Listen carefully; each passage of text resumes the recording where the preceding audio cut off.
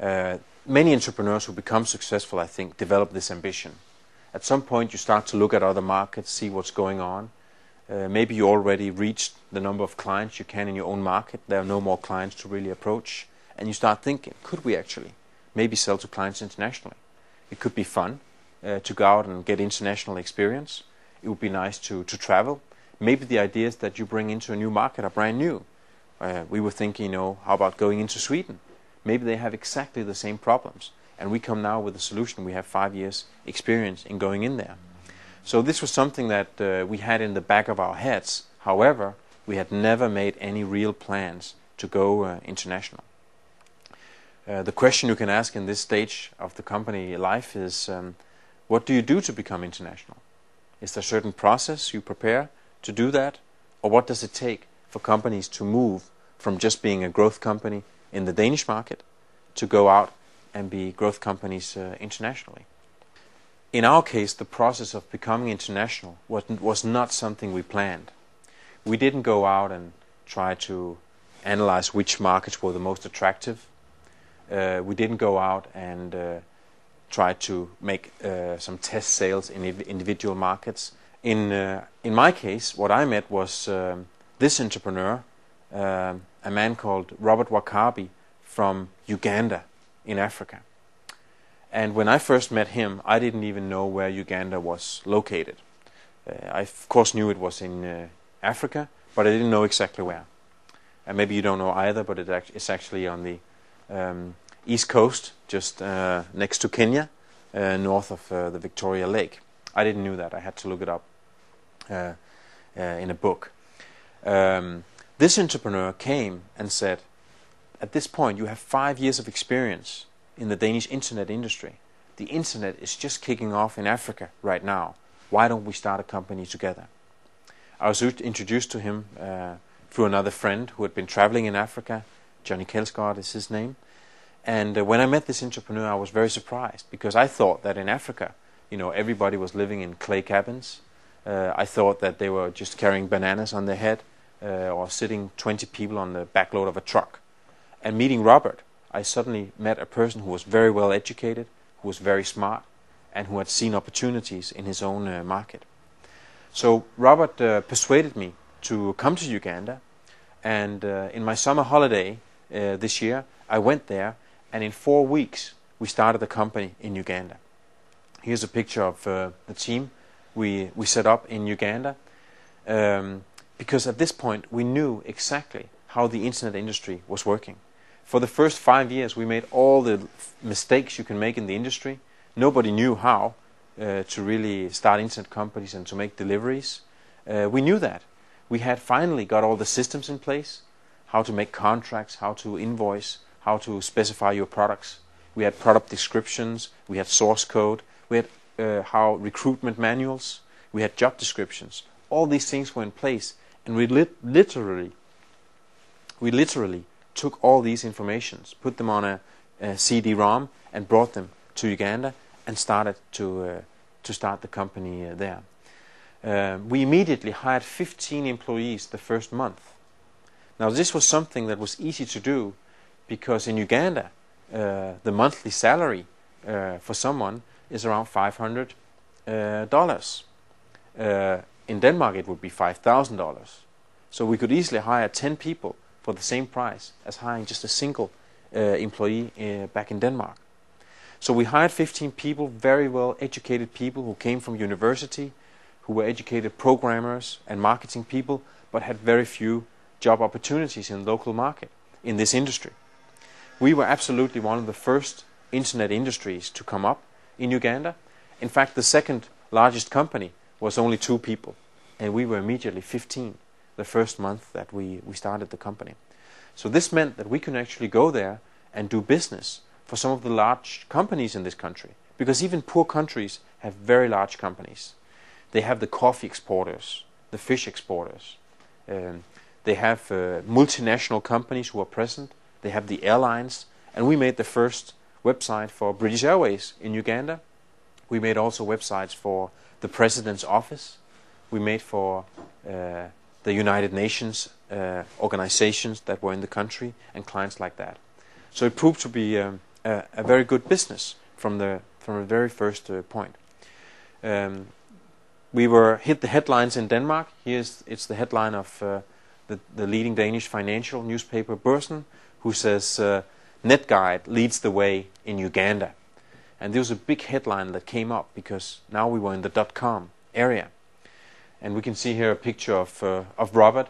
It says here chaos pilots were helping us lead the way, because at this time we knew that to make an organization work, there was the issue of culture. And with different cultures in Uganda and in Denmark, we needed to have sessions to have people work together. So we had chaos pilots go there and facilitate human resource development process for us to get people to be better in talking to each other. You can also see here there's a map on Børsen for those people who didn't know where Uganda is, so the readers also got the chance to find out where's this strange country that no one had thought of actually starting up an internet business in. Now in Uganda we were dealing with some well-educated entrepreneurs, but just next to us in the streets you'd find entrepreneurs like these guys, who are entrepreneurs standing in the street and selling chicken and beef in these small street kitchens. These two guys are not entrepreneurs because they want to and they think that's a good lifestyle. They are entrepreneurs because they have no option. There's no job opportunities for them. And that's what we realized when we came to Uganda as a Scandinavian company. We could make a big social impact. All of a sudden, we started to change the lives of the people we hired in our company. We found out that for the 15 people we hired, that not only did we bring an income to them, but we also brought incomes to their families. Because of the extended African family culture, when we paid a salary for one person, sometimes another 10 people would benefit from that income. People who were hired in our company would go home and pay food for their parents. They would pay medicine for their brothers who may perhaps had AIDS. They would pay education for their sisters. So we realized we made a big social impact, and this was something that for us as entrepreneurs really got into us. For the first time we really started to feel very, very passionate about what we did in a much deeper level than just being first in a market and trying out some ideas that we thought were interesting. So this completely changed forever what the company would be doing. After having started the company in Uganda and hired 15 employees, we moved on to Bangladesh and did exactly the same thing. Here's the headline from the financial paper Børsen again. It says the headline, Netguide goes worldwide. And that was kind of an overstatement. We just started in one more country, in Bangladesh. But it made big headlines because at this point any story about internet companies were really hot. Everybody was talking about how the internet would really break through the sky, and all these new companies were starting to grow very fast, and they were sold to investors who are now investing in this market. In Bangladesh we made a joint venture here with a company called Grameen Software. They are part of Grameen Bank, the microcredit company whose founder Dr. Yunus was recently elected or given the Nobel Peace Prize for his effort in reducing poverty around the world. So we were dealing here with Sohail Sharif, a software entrepreneur in Bangladesh, who also knew that the internet would be the next big thing and had started a company in this field. Now the way to start up a company in Bangladesh is very simple. What you do is that you look in the phone book if you can find one, or you search the internet and you find out which companies are there who are working with software. Then you travel there and you simply walk around the streets. It's very hard to make a phone call in Bangladesh.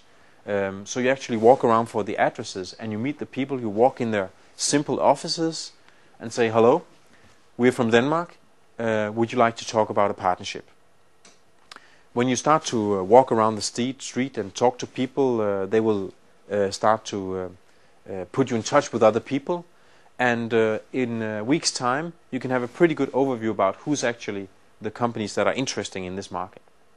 You bring your PowerPoint presentation and you show them your case in Uganda, how you have started up a company with local people, and then you try to see if you can make an agreement about making a new company, a new joint venture, in our case where the two companies invest and create a new daughter company together. So these things sounds pretty complex to start a daughter company in the Southern Asia, but actually it's very simple things that didn't take any special competence from what we already had. We had learned how simple it really was to do these things. Here's a picture of one of our programmers, Paul, who's the best programmer I ever come around. He is now in Bangladesh training some of the local people there. So for our employees, this was a brand new opportunity. Now our employees start to travel around the world and be a part of these training programs.